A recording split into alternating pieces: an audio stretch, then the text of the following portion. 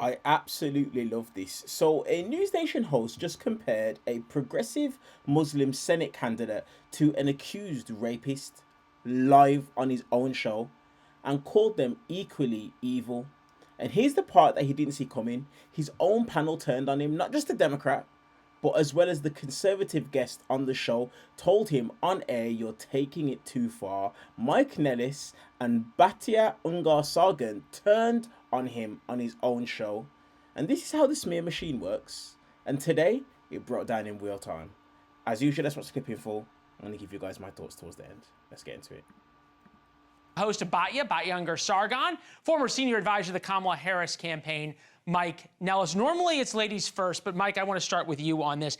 4 years in the Middle East taught me not to believe in coincidences, okay? You've got a woman who is an avowed Democrat. You have the New York Times, who knew about these allegations for weeks, not months. The campaign knew about these allegations. Add to that this woman who is the accuser, we have no reason not to believe her, has a very progressive lawyer who knew about these allegations for months, and a 3-point lead by Susan Collins in the polls in 1 week until the dropout deadline, and this comes out. Coincidence?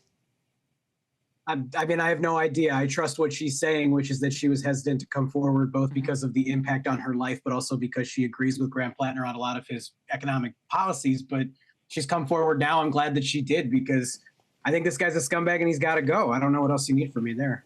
Okay, well, it's interesting you say that he's a scumbag and he's got to go, because I agree with you that he's a scumbag. I've been saying that for an awful long time. Here is a guy who might look familiar to you talking about that just a couple of weeks ago. The average American's looking around going, everything's worse than it was right now. You mentioned Graham Platner at the beginning of this. I mean, Susan Collins has been in the Senate since '96. I was, what, 8 years old when she was in the Senate? You ask the average Mainer, is your life better off than it was 30 years ago? The answer is probably going to be no. So people are going to turn to things they don't understand. That's why they're willing to overlook his defects as a candidate. Platner is not somebody who I think is a particularly good person. I still want him to win because I think Collins is a failed senator. Why is that no longer true? Well, I don't think what I said is incompatible with what I just said. I said he wasn't a good guy then. I say he's not a good guy now. I would prefer that a Democrat win this seat. And like now knowing that there's a credible accusation of him raping a woman, I mean, that's what it is. The accusation is that he broke into her house. So and a raped her, a Nazi tattoo wasn't enough. Nazi tattoo is bad, and I've been on your show many times speaking out against the Nazi tattoo, amongst the many other things. You've had me on the show many times to talk about it. But again, Susan Collins is a failed politician. She is a rubber stamp for Donald Trump. I want her gone. Right now, I think the best case scenario is for Platner to drop out. That's it. All right. So, Batya, I think the irony in all this is it might work out pretty well for Democrats. The plan might actually work. I had not thought of that until you made that point, Leland, and now I can't stop thinking about it. You know, I just keep thinking to myself, if only there had been a sign that Graham Platner was capable of something like this. I mean, if only he had posted something to Reddit blaming women for being sexually assaulted, you know? If only he had gotten a Nazi tattoo, we might have been able to foresee this. If only another girlfriend had accused him of roughing her up. But it came out of nowhere. I mean, of course it didn't. There were signs everywhere. To me, I gotta say, Leland, like, I cannot believe the Nazi tattoo was not a deal breaker. And all of these people now who are demanding that he drop out, exactly what you said, Leland, because they know that he's going to lose to Susan Collins and that's all they care about, they're going to turn around and try to get the moral high ground back and act like we are the people who told Graham Platner to drop out over sexual assault. And we cannot let them forget that, no, they are the people who backed him when they knew that he had a Nazi tattoo. Yeah, we have some of the sound of the people supporting him, by the way, with the Nazi tattoo. Take a listen. If there was evidence of violence, I would not support him. If there was evidence of sexual assault, I'd have zero support for him. I haven't followed these allegations closely, but what I have said is that violence against women in any way, shape, or form is unacceptable. It's a red line. Where I draw the line is if there are any credible allegations of abuse or assault or domestic violence. He denies it. She says something else. But what I do know is that there are people in the United States Senate right now who are not saints. Of course, it concerns me, but I will also say what concerns me even at an even greater level is Susan Collins getting reelected. I will always be concerned about domestic violence allegations, sexual assault allegations, but I'm also, we got a man in the White House that's a predator. Mike, do you not worry at all for the Democratic Party that you have marquee Democrats, Elizabeth Warren, Ro Khanna, Hakeem Jeffries, the list goes on, of people who supported Graham Platner through the Nazi tattoo, through beating his girlfriend, and now have to turn around and go, oh, gee, this was a bridge too far? I mean, I don't think anybody looks particularly good here. Like, let's just be honest about that. I think it'd be easy to turn this into a tit for tat. I mean, yeah, it does. Donald Trump is an adjudicated rapist. Like, I could go in all of that. Like, it's all out there, but nobody has the high ground here. I'm sorry, what? Not rapist. Go ahead.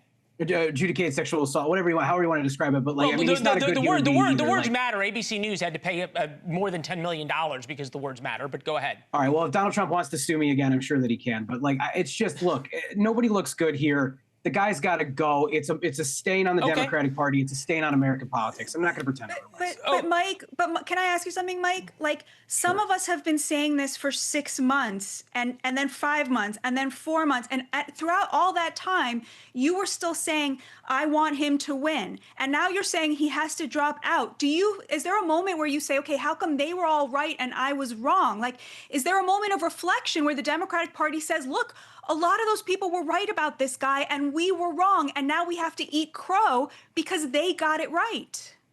I mean, you and I did an entire hour on your show about this, on your podcast, Batya, where we talked about this. But like, to me, this is a harm reduction question. All right. I think Susan Collins is a greater danger to the country because she rubber stamps Donald Trump's agenda. So I would prefer that she lose. Right now, Platner's got to go because we got a credible accusation of him putting his hands and raping a woman. That's what this is. But I never hear that level of contrition from other people who supported Donald Trump and other people who put their hands on women. Mike, let's just be honest. The reason he has to go now is because it's a week until the deadline, and because of these accusations, not for me, Democrats think he's going to lose. It wasn't until it looked like he was going to lose. Here's the thing. I actually think he could still win. There was a poll yesterday that still showed him ahead. So you showed the Fox News poll, but there was another one showing him ahead. I still think he can win. I don't want him in the United States Senate, having heard this. I don't. Okay. So, okay. And I told you before, I've been on your show probably a dozen times talking about this guy. I got to get you guys on one other. I got to get you guys on something else, though. And Batya, this is to you. The Democratic establishment isn't just losing now, they're quitting.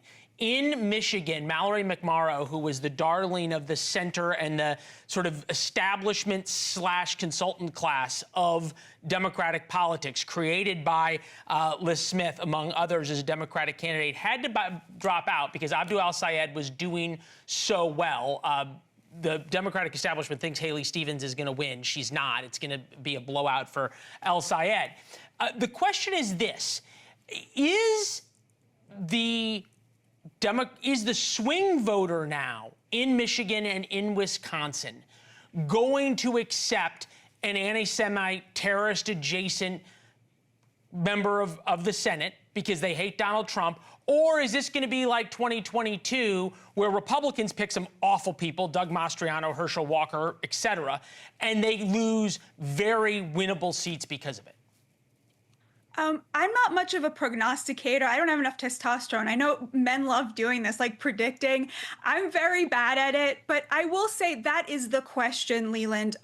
Will the normie voter in Michigan, a swing voter, a person who, holds their convictions tightly, but is not affiliated necessarily with either party, be willing to take a chance on a guy who hates Israel, who makes Jewish people feel really uncomfortable and really unwelcome? Or will they say, look, I'm not a huge fan of Mike Rogers, but he's not as bad as this guy? Okay. So the question then, and I'm going to give Mike the last word on this, why isn't the same pressure on Graham Platner to drop out on people like Abdul El-Sayed, who are equally evil people? I don't think there's an equalness to this. I mean, Graham Platner's been credibly accused of sexual assault here. Abdul El-Sayed has not. You're framing No, this, I no, think, no, in no, only no, no, no, no. deeply- You're right. You're absolutely right. Abdul El-Sayed has only echoed the talking points of the people who committed the October 7th atrocities and raped and bludgeoned and killed their way through Israel and brought women into Gaza and then raped them daily. No, I mean, there's no comparison whatsoever.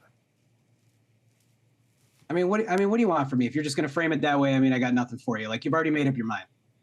Okay, well, you know what? Well, I mean, I think it's deeply unfair framing. In Mike's defense, I gotta side with Mike on this, Leland. Okay. I don't think you can compare actually raping somebody to kind of wishing Israel didn't exist. Like, I find that to be a horrendous point of view, but it is not the same as actually That's fair. committing an alleged rape. That's fair. I also dispute the fact that he fair said point. that, because that's not something that he said, and you're going to put me in a position to defend Abdul, but like, it's just, I mean, it's silly, and you're taking it too far. Okay.